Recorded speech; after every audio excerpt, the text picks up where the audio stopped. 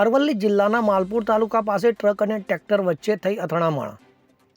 Patidar petrol pump પાસે truck અને tractor વચ્ચે સર્જાયો અકસ્માત. ટ્રક અને ટ્રેક્ટરની અથડામણની ઘટનામાં 7 લોકો થયા ઈજાગ્રસ્ત. આ સમગ્ર અકસ્માતના સીસીટીવી ફૂટેજ પણ આવ્યા સામે.